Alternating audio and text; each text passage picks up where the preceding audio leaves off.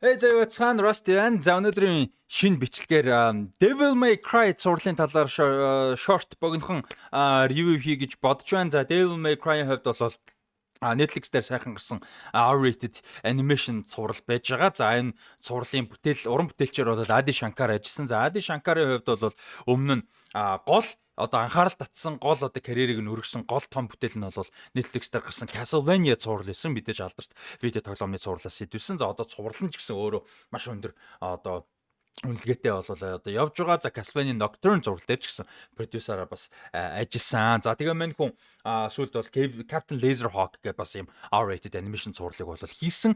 Тийм том хит бол болоогүй гэхдээ дайжгүй сайн үнэлгээтэй цуврал байсан. За ингээд мань хүн бол Devil May Cry гэж видео тоглоомны PlayStation-ы үеийн бол маш алдартай юм видео тоглоом цуврал байдаг. 5 үндсэн юм тоглоом видео тоглоом бол байдаг. Dante-г гол дүртэй. За энэ акшн, фэнтези, уран сэтгэмжтэй юм ертөнцтэй ийм чөтгөр демонуудтай үзэлцдэг ийм юу бол байдаг.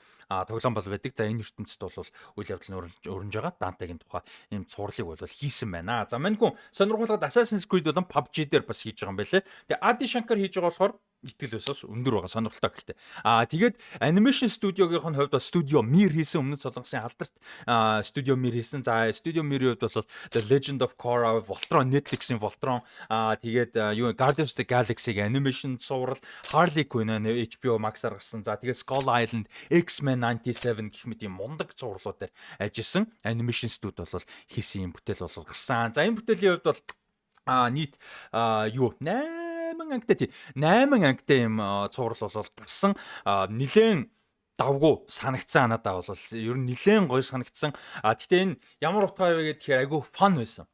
R-rated мэдээж цуснууд action gore-оор бол зодчихсон.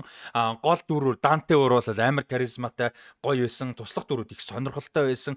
Үндсэн гол хоёр гэж болохоор эсрэг дүрүүд байгаа. Үнэхээр зөвүүн хоёр эсрэг дүр байсан. Ялангуяа White Rabbit бүр cool as fuck байсан. Ойр хэдэн жил юм cool эсрэг дүр хараагүй удсан маань. За тэгээд дээрэс нь анимашн дээр нь нэг юм ярахад үнэхээр сайн хийцтэй анимашн. Дээрэс нь жоохоо ялангуяа сүүлд Invincible үзэж байгаа шүү дээ. Invincible үзээд season 3 гараад Conquest episode. Гэхдээ одоо та хэд бодоод үзэх юм ба season 1-ийн анимашн ямар байсан, season 2 3-ын ямар байсан. Тэ юуны Invincible-ийн юу болов анимашн чанар бол маш муу болчиход байгаа байхгүй юу? Тэгээ бид нар зүгээр ертөнцид нь ач холбогдол өгсөн дуртай ингээл үзэж байгаа. Тэгэл цуснууж юм байгаад болохоос ш яг ингээд анимашн гэдэг зүйлийг нь бодох юм бол деталийг нь хийцийг нь бодох юм бол Arkane хажууд юу вэ гэдэг шиг энэ юу бол Devil May Cry бол Invincible-с бүр хамаагүй хэд дахин бүр илүү анимашнтай байхгүй хийцэн амар гоё. Гэтэ Arkane-ийн хэмжээнд мэдээж арай өрхгүй л аним стайлтай дээрээс нь тэгэхээр стил нь ч өөр. Гэтэ зүгээр яг чанар хийц гоё гэдэг талаасаа бол жишээ нь Invincible-с хэд дахин илүү ийм гоё байсан. Гэтэ энэ зурвал дээр яг анимашн ярьж байгаа дээр нэр чи зүгээр зарим нэг зөвхөн Netflix гэлтгүүдээ зүгээр юм 2D анимашн гараар зурсан стилтэй анимашнууд дээр ер нь 2000-ад оноос ширгэлсээр ирсэн юм нэг юм надад нэг таалагддаг техник байдаг л та. Тэр юу вэ гэхээр 2D анимашн буюу гараар зурсан дээр компьютер график буюу CGI хэсгүүд оруулах. Тэгээ зарим дөрүүдийг ч юм уу, зарим нэг акшнийг ч юм уу, зарим нэг хөдөлгөөнд объектыг 3D оруулах. Тэр надаа яг үнэндээ таалагддаггүй. Ер нь эвтэйхэн оруулсан тохиолдол их зөөхөн байдаг. Treasure Planet дээр ганц хоёр байдаг санагдаж байна. Таалагдсан дайггүй хэлбэр ер нь ихэнхдээ гоё авцалддаггүй яг үнэндээ. Яг ялангуяа дүр мөр байх юм байна. За яг background гэдэг шиг арын жижигхэн зүйл ч юм уу детальтай эсвэл үүл мэл юу гэдэг жижиг сажиг тийм арын зүйл болоод бусгаа очиж байгаагүй. Бид нар анзаарахгүй өнгөрөх бас боломжтой. Анзаарсан ч чухал ш. Харин дүр болоод тэр хэцүү. Тэгээд Devil May Cry дээр болвол ганц хоёр тийм дүрийн юм зүйлүүд байсан. Тэр нь бол яг үнэндээ тийм байх хэрэг байсан нүгөө гэж жоохон бодгоор байсан тэр бол. Тэгээд энэ цувралын юу бол их гоё байла. Хөгжим супер байла. Баахан rock дуунуудтай, Limp Bizkit-ийн дуунуудтай, Green Day-ийн дуунуудтай ийм гоё цуврал бол байла. Тэгээд 2000 онд гарсан Limp Bizkit-ийн Rollin гэдэг амар алдартай rap rock дуу байдаг. Тэр дуу энэ цувралын opening credit дуу нэсэн үнэхээр фан байсан.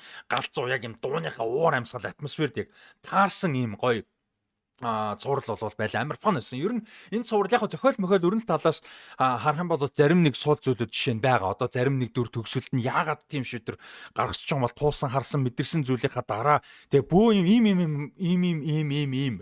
ийм болж яхад яагаад ийм шийдвэр гаргаж байгаа юм бол гэд гайхаар жоохон зохиол нь мууч гэмээр юм шиг ийм мэрсэр зүйлүүд бол байсан. Гэхдээ энэ зурал 8 анги үзэхэд бол яг нэг 20-30 минут ангиуд үзээд тусаад амар гоё фан, амар entertainment дараагийн сизон гарахад ч амар гоё фан entertainment байгаар ийм зурал байсан. Надад бол амар сайн 10-аас 7-7.5 ч юм уу тийм мэдрэмжийг бол өгсөн төгс биш тийм амар мундаг гахалтай бол биш. Гэхдээ ерөөсө харамсах юм байхгүй маш гоё акшнтай амар хурдан гоё ийм үзээд одоо юу мэдрээд ингээд өнгөрчихсөн өрнөд өнгөрчихсөн юм гой зохиол байсан. Тэгээ цаашаага бас мэдээж сул зүйлүүдээ сайжруулад явж байх гэж бодож чинь зүгээр Devil May Cry тоглоомын фэнүүдийн хувьд бол яг юу юм шиг үлээ энэ тоглоомноос нь өмнөх үйл явдлыг л харуулаад суурийн тавиад байгаа юм шиг бэлээ. Тэгээ тэрийг нь яг тоглоомын тоглож исэн ч юм уу тоглоомныхон зохиолыг мэддэг хүмүүс байл сэтгэлээ хуваалцаагаа гэхдээ бити спойл доорой. Тэгээ ойрд видео тоглоом гэснээс тоглоомноос идэвсэн бүтээлүүд бас гоё болж байна. Анхаарал их татчихна. Тэгээд өнөөдөр одоо имжлэг хийж байгаа миний хувьд бол өнөөдөр The Last of Us Season 2 гарах гэж байна. The Last of Us Season 2-ыг анги болгоныг нэгт өдөр 730 минутаас паркийн Red Rock Castle цайз ресторанд үн төлбөргүй таксгүй үзцгэн шүү. Ирж хамт үзцгээгээр нэгт өдөр болгоны 730 минутаас байгаа шүү. Тэгээ тэрийг бас далимдан дуртай гэж бодож байсан. Одоо өнөөдөр 4 сарын 14-нд шинэ анги эхэлж байгаа. Энэ өнөөдрөөс эхлээд 5 сарын 26-нд дуустал нэгт өдөр болгон шинэ анги гарна шүү. Тэгэхээр нэг дээрээ хамт байгаарай. За Devil May Cry дээр өөр анзаарсан сонирхолтой зүйл хэм бол хэм байгаа. Цувралын үндсэн эсрэг дүрүүдийн нэг болох энэ Америкийн дид ерөнхийлөгчийн дүр байгаа. Kevin юуны хувьд William Baines гэдэг дүр. За тэр дүрд бол домогт жүжигчин домогт дуу оруулагч Kevin Conroy дуу оруулсан байгаа. За Kevin Conroy-ийн дуу оруулсан хамгийн ер нь гарч байгаа хамгийн сүүлийн бүтээлүүдийнх нь нэг болж байгаа. За бүр хамгийн сүүлийнх нь биш юмаа гэхэд ийм болж байгаа. За Kevin Conroy-ыг манай юугаар мэдгүй гэвэл алдарт классик бүх цагийн хамгийн агуу бүтээлүүдийн нэг Batman the Animated Series дээр Batman дуу оруулснаар нь манай хамгийн сайн мэдэх баха. За Bruce Wayne. За тэгээ тэрнээс хойш бол Bruce Wayne Batman бол маш олон бүтээлд бол дуу оруулсан. Домогт дуу оруулагч, домогт одоо хоолой, домогт жүжигчин бол одоо 22-нд өөд болсон. Тэгээ 22-нд өөд болохоосоо битсэн. Тэгээ хамгийн сүүлд гарч байгаа бүтээлүүдийн нэг бас болж байна. За ийм байна. Тэгээд Devil May Cry фан байсан. Та ядаас өөр ийм үзэхэд фан заавал амар сүртэй masterpiece бичсэн.